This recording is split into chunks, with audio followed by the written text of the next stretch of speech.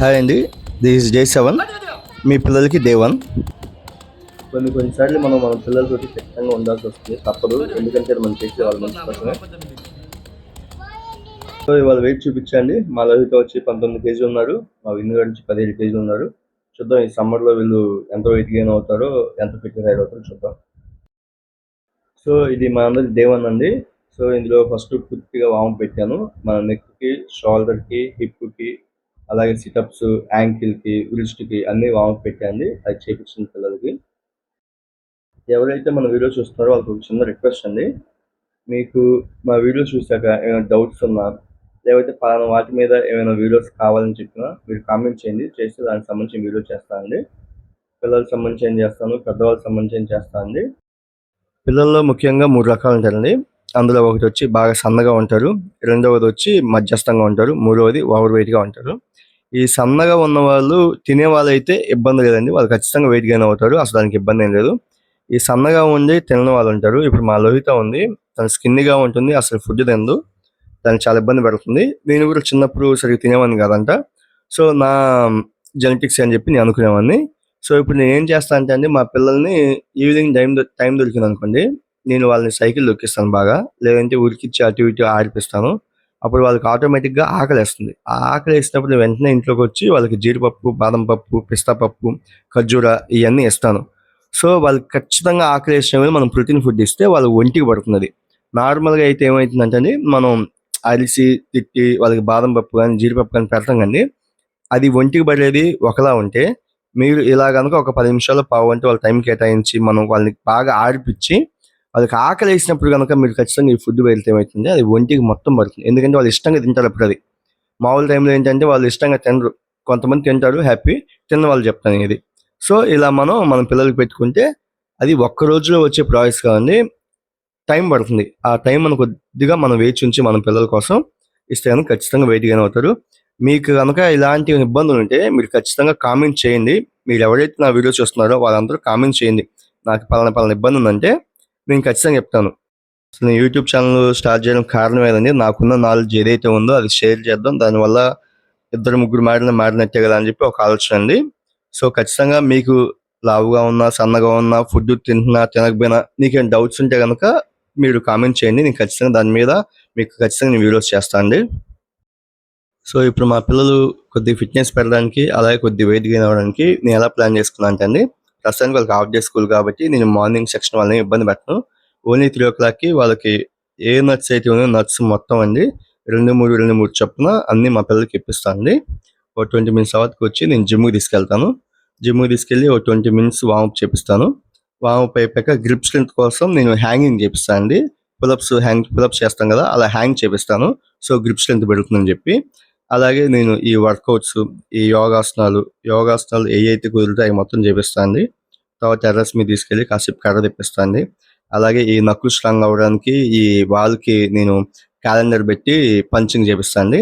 ఇవన్నీ ఎందుకు చేపిస్తా అంటే అండి, చిన్నప్పుడు మా నాన్నగారు నాకు యోగాసనం నేర్పించేవాళ్ళు, వర్కౌట్స్ అన్నీ నేర్పించేవాళ్ళు. నేను పుషప్స్ దగ్గర స్టక్ అయ్యాను. పుషప్స్ నాకు బాగా నచ్చాయి. సో పుషప్స్ నేను బాగా చేసేవాడిని. ఎలా చేసేవాడిని అండి, ఒకనొక టైంలో నేను ఒక్క సెట్కి వచ్చి 100 పుషప్స్ చేసేవాడిని. సో నన్ను అంత పుష్ చేసింది ఏంటంటే, మా నాన్నగారు నాకు అన్నీ నేర్పిస్తే నేను ఒకదాని దగ్గర స్టక్ అయ్యాను. సో ఇప్పుడు మా పిల్లలకు కూడా నేను సేమ్ అదే ఫార్ములా యూస్ చేస్తున్నాను అండి. మా నాన్నగారు లాగే అన్నీ నేర్పిస్తాను. వాళ్ళు ఎక్కడో ఒక దగ్గర ఆగుతారు. ఆగినప్పుడు వాళ్ళు దాన్ని పట్టుకొని ఫిట్నెస్ని గట్టిగా పట్టుకుంటారు, నా నమ్మకం అండి. సో అందుకని అలా చేస్తున్నాను. ఈ జిమ్ అయిపోయాక నేను ఏం చేస్తానంటే వాళ్ళకి ఈ చక్కెరకేళి జ్యూస్ ఇస్తాను అండి. చక్కెరకేళి జ్యూస్ మాత్రం ఇస్తాను. ఇచ్చాక ఇంటికి వచ్చాక ఫుడ్లో ఖచ్చితంగా నా డైట్లో చికెన్ ఉంటుంది రోజు. సో 2 పీసులు చికెన్ ముక్కలు ఇచ్చి వాళ్ళు ఇంకా నార్మల్గానే తినేస్తారండి. సో వీళ్ళు డే మొత్తం మీద వాళ్ళు చేసేది నట్స్, ఒక జ్యూసు, 1 పీస్ కానీ 2 పీస్ కానీ చికెన్ ముక్కలు అండి. ఇంత మించి ఫిట్నెస్ కోసం నేను ఏం పెద్ద ఫుడ్ పెడతానండి. రేపు సమ్మర్ హాలిడే స్టార్ట్ అయ్యాకైనా తినే టైం మారుతున్నాము కానీ ఈ తినే ఇంత మించి ఎక్కువ ఏం మారవండి. మనం దీనికోసం పెద్ద పెద్ద డబ్బులు ఖర్చు పెట్టాలి అవ్వదు అని చెప్పి ఏం ఉండదండి. ఈ నట్స్ ఇప్పుడు ఈవినింగ్ ఇచ్చిన నట్సే మార్నింగ్ ఇస్తానండి. కాబట్టి మధ్యాహ్నం ఒక ఎగ్ ఇస్తాను, ఈవినింగ్ 2 పీసులు చికెన్ ముక్కలు ఇస్తాను. ఇంతే అండి, ఇంత మించి ఎక్కువ ఇవ్వదండి. జ్యూస్ ఇవ్వాల్సిన అవసరం అండి. జ్యూస్ కన్నా అరటిపండు డైరెక్ట్ ఇవ్వడం ఇంకా బెటర్ అండి. నేను ఎందుకు జ్యూస్ ఇస్తున్నా అంటే అండి, మా జిమ్ కిందే మాకు జ్యూస్ పాయింట్ కూడా ఉంది. సో నేను జిమ్ అయిపోగానే కిందికి వచ్చి వాళ్ళు జ్యూస్ తాగి ఇక ఇంటికి వస్తారనమాట. ఇప్పుడు రెండో రకం వచ్చి మధ్యస్థంగా ఉంటారు కదండి. ఆ పిల్లలకి మనం హ్యాపీ అండి. వెయిట్ లాస్ అవ్వాల్సిన అవసరం లేదు. వెయిట్ గెయిన్ అవ్వాల్సిన అవసరం లేదు. శుభ్రంగా వాళ్ళు ఉన్న ఫుడ్ తినేసి కొద్దిగా యోగాసనాలు, ఫిట్‌నెస్ మీద కొద్దిగా అవగాహన పెంచి ఈ స్కూల్‌లో ఉన్నప్పుడు స్పోర్ట్స్ ఖచ్చితంగా ఆడిపించాలండి. ఏదో ఒక స్పోర్ట్స్ ఖచ్చితంగా ఆడిపించాలి. సో, ఇప్పుడు మా జిమ్‌లో గూడండి సన్నగా ఉన్న వాళ్ళొస్తారు, లావుగా ఉన్న వాళ్ళొస్తారు, మధ్యస్థంగా ఉన్న వాళ్ళొస్తారు. ఈ మధ్యస్థంగా ఉన్న వాళ్ళేంటండి వెయిట్ లాస్ అవ్వాల్సిన అవసరం లేదు. వెయిట్ గెయిన్ అవ్వాల్సిన అవసరం అంతకన్నా లేదు. వాళ్ళు ఉన్న వెయిట్‌ని మెయింటైన్ చేసుకుంటూ ఫిట్‌నెస్ పెంచుకుంటారు. సో, హ్యాపీ అండి. ఇంకో మూడవదండి ఓవర్ వెయిట్ అండి. మన పిల్లలు గనక ఓవర్ వెయిట్ ఉంటే ఖచ్చితంగా మనం వాళ్ళకి ముద్దు చేయడం ఆపాలండి. ముద్దు చేయడం ఆపడం అంటే వాళ్ళకి బోండాలు, బజ్జీలు, ఎగ్ పఫ్‌లు, కర్రీ పఫ్‌లు లేకపోతే జంక్ ఫుడ్‌లు, ఫ్రై ఫుడ్‌లు చేయడం ఖచ్చితంగా ఆపాలండి. ఇప్పుడు మనం ఏదో ప్రేమతో పెడుతున్నాం అని చెప్పి అనుకుంటామండి. అది ప్రేమ కాదండి. వాళ్ళ లైఫ్‌ని మీరే మీ చేతులారా నాశనం చేస్తున్నట్టే. గుర్తుపెట్టుకోండి. ఎందుకు చెప్తానో. చాలా మంది పిల్లలు ఓవర్ వెయిట్ ఉండి కనీసం నడవడానికి ఇబ్బంది పడతా ఉంటారండి. వాళ్ళకి కూడా మీరేం చేయాల్సిన అవసరం లేదండి. ఫస్ట్ ముందు జంక్ ఫుడ్స్ తగ్గించండి. ఏదో ఒక గేమ్ మీద వాళ్ళని ఫోకస్ చేపించండి. గేమ్ మీద ఫోకస్ చేపిస్తే అండి ఆ గేమ్ ఆడడం కోసమైనా సరే వాళ్ళకి జంక్ ఫుడ్ తినడం ఆపుతారు. గేమ్ ఆడడం వల్ల కూడా ఆరోగ్యం పెరుగుతుంది. కుదిరితే వాళ్ళతో రన్నింగ్ చేపించండి. రన్నింగ్ కాకపోతే ఖోఖో గేమ్ ఆడిపించండి. ఖోఖో గేమ్ రన్నింగే కాబట్టి చాలా యూజ్ అవుతుంది. సో, ఇక మనం ఇవాల్టి నుంచి మన పిల్లలకి సన్నగా ఉన్నా, లావుగా ఉన్నా, మధ్యస్థంగా ఉన్నా ఇవాల్టి నుంచి మనకు ఒక 60 రోజులు టైం ఉందండి. Free time. అంటే హాఫ్ డే స్కూల్ ఉంది, సమ్మర్ ఉంది, ఇదంతా ఉంది. సో, ఈ 60 రోజుల్లో మీరు మా వీడియోస్ చూసి ఎంతవరకు మీ పిల్లలు ఫిట్‌నెస్ తయారు చేస్తారో చూడండి.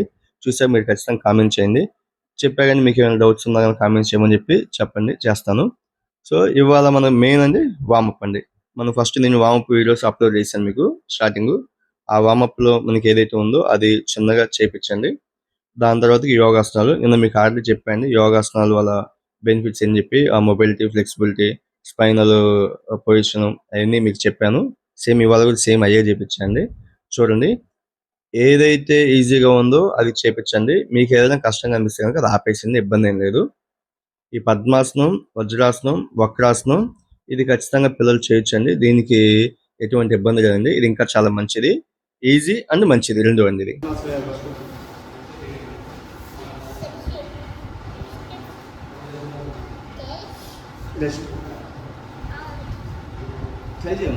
ఫస్ట్ పిల్లలకి పద్మాసనం అలవాటు చేయండి. పద్మాసనం వచ్చాక ఇప్పుడు మా పిల్లలు చేస్తున్నట్టు చేతులు ఊపిరి పీల్చుకుంటూ పైకి లేపి ఊపిరి వదులుతూ ముందుకు అలా బెండ్ అయ్యి కుదిరినంత వరకు చేతులు చాపుకొని ఒక 5 లాంగ్ బ్రీత్స్ అండి. స్లోగా ఊపిరి తీసుకొని స్లోగా ఊపిరి వదులుతూ ఒక 5 బ్రీత్లు అయ్యాక ఊపిరి బిగబట్టి కొద్ది వెనక్కి చేతులు జరిపి అలా పైకి లేపి మళ్ళీ పొజిషన్కి రావాలండి. వచ్చి ఒక 5-6 బ్రీత్స్ రెస్ట్ అండి. మళ్ళీ సేమ్ అండి. ప్రతిదీ 3 సార్లు చేయాలండి. మీకు వీడియోలో ఒక్కొక్కసారి పెడుతున్నాను. ప్రతిదీ 3 సార్లు చేయాలండి. స్లోగా నిదానం చేయాలి. యోగా అంటేనే నిదానం, ప్రశాంతం అండి. ఇప్పుడు మా లోహిత చేసేదండి పద్మాసనంలోనే చేతులు కింద పెట్టి, చేతులు బలంగా కింద పెట్టి అలా కొద్దిగా గాల్లోకి లెగుస్తారండి. అది ప్రాక్టీస్ చేయించొచ్చు. ఒకసారి పద్మాసనం వస్తే గనక ఇవన్నీ ఈజీ అయిపోతాయండి. మా విన్నుగాడికి పద్మాసనం రాకపోయినా అర్ధ పద్మాసనం చేద్దామని చెప్పి ప్రయత్నం చేస్తుంది. ఈ మధ్య మా విన్ను బాగా అల్లరి చేస్తున్నారండి. చేయడానికి ఇబ్బంది పెడుతున్నారు. అది కూడా మీకు వీడియో కనిపిస్తుంది.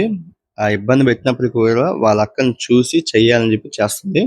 సో, ఇలా వాళ్ళకి ఏ విధంగా అయితే మనం ఫిట్‌నెస్‌కి దగ్గర రావాలో అన్ని రకాలుగా మనం చూడాలండి. ఇష్టంగా వచ్చే వాళ్ళని ఇష్టంగా రానియాలి.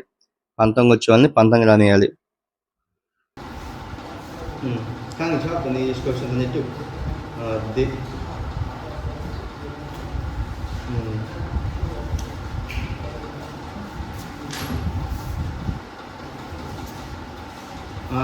సూపర్.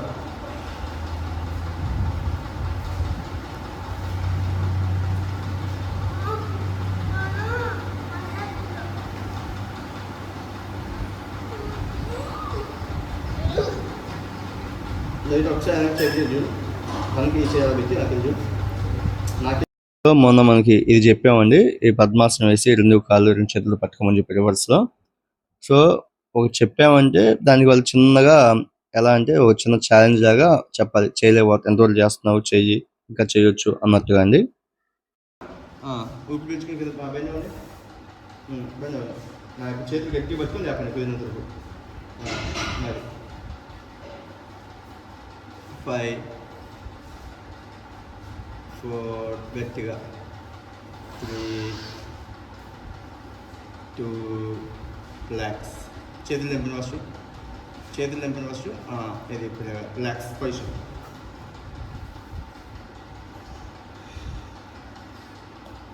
చూడండి, ఇది మా పిల్లలు మేము చేస్తామంటే వాళ్ళు డిసప్పాయింట్ చేయడం ఇష్టం లేక చేయమని చెప్పానండి. నేను పిల్లలకి ఫ్లెక్సిబిలిటీ ఎంతలా ఉంటుందంటే వాళ్ళ మైండ్ చూడండి ఒకసారి. నేను వాళ్ళకి వజ్రాసనం నేర్పించాను. వజ్రాసనంలో ముందుకు బెండే ఆప్షన్ నేర్పిస్తే వాళ్ళకి వెనక పడుకునే ఆలోచన వచ్చింది. వాళ్ళిద్దరికి ఒకరికొకటి సపోర్ట్ తీసుకుని పడుకోవడం, లేచేటప్పుడు నా సపోర్ట్ తీసుకోవడం అదేం చెప్పేది. పిల్లలకి మనం ఒక్కసారి కనుక మనం అలవాటు చేస్తే వాళ్ళు దాంట్లో చాలా బాగా చేస్తారండి. ఎందుకంటే పిల్లలకి మొబైలిటీ ఫ్లెక్సిబిలిటీ చాలా ఎక్కువ ఉంటుందండి. అలాగే ఆలోచన కూడా చాలా స్ట్రాంగ్గా ఉంటుందండి పిల్లలకి. మా లలిత విందుని చూస్తా కానీ వాళ్ళు అసలు వాళ్ళ ఆలోచన ఒకసారి చూస్తే నాకు మైండ్ పోతుంది. కొన్ని ఆసనాల్లో మా విన్ను గారు ఇంకొద్ది ఎక్కువ చేస్తున్నారండి. అందులో ఇది అయితే కనుక మా విన్ను గారు చాలా బాగా చేస్తున్నారు. చూడండి, ఇది ఒకటి కోబ్రాసనం, ఒకటి కోబ్రాలో కాలు తలకి తెచ్చేది కూడా మా విన్ను గారు బాగా ఎక్కువ చేస్తున్నారు. ఇలా కొన్నిట్లో పిల్లలకి ఇంట్రెస్ట్ వస్తుంది చెయ్యాలని చెప్పి నేను చెప్పా. కానీ అలా మా లోహితకి కొన్నిటి మీద ఇంట్రెస్ట్ ఉంటే మా విన్నుకి కొన్ని మీద ఇంట్రెస్ట్ ఉంటుంది. ముందు ఆ ఇంట్రెస్ట్ మనం తెలుసుకోవాలంటే ఇవన్నీ చేపిస్తామంటే దీంట్లో మా పెద్దమ్మాయి ఇలా చేస్తుంది, మా చిన్నమ్మాయి ఇలా చేస్తుంది చెప్పి మనకు ఒక ఆలోచన వస్తుంది. కానీ వీళ్ళు మీకు చెప్పాలండి, ఎప్పుడు కూడా పిల్లలకి వాళ్ళు చేస్తున్నారు నువ్వు చేయని చెప్పమాకండి.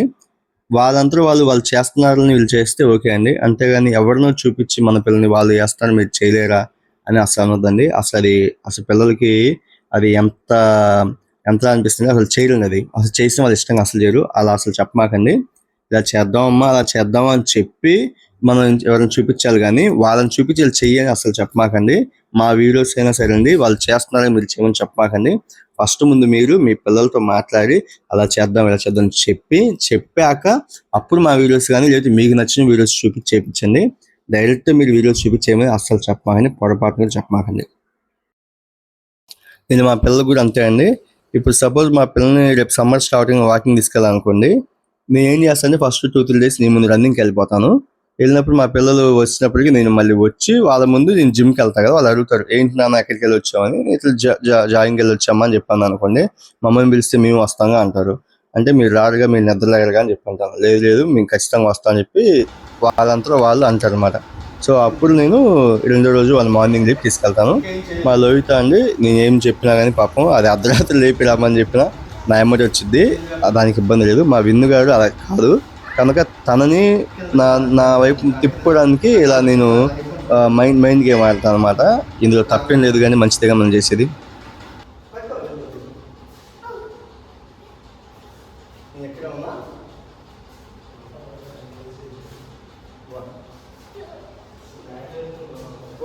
చెప్పు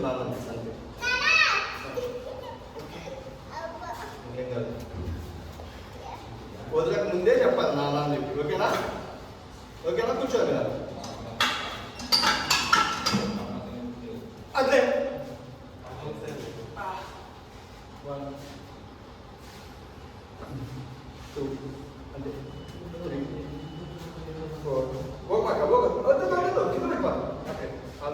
4 ఎంతసేపు ముందు పట్టుకోవాలి. ఎంతసేపు చెప్పేక ఏం చెప్పాను నేను ఫస్ట్ చెప్పుకున్నాను కదా, ఇలా ఆగదు. 2 చేయి కాకపోతే 1 2 3 4 5 6 7 ఇట్లా ఆగదు ఫస్ట్, తర్వాత ఓకేనా. పవర్ వద్దే కానీ ఈసారి కమ్మది వినుదా. ఇంకోసారి ముందుగా చెప్పుకున్నాను నాన్న అని చెప్పి పట్టుకో వదిలేస్తాడు.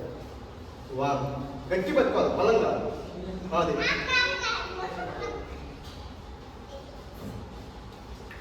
ఓకే దాని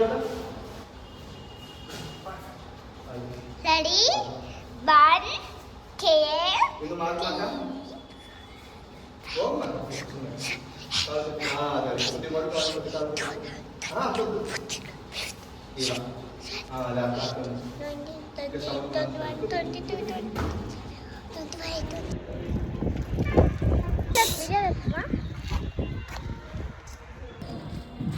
ఓకేనా.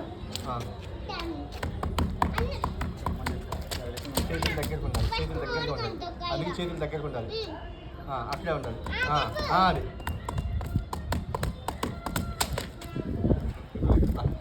కొట్టు కొట్టాలా కొట్టు చేతులు దగ్గరగా ఉండాలి.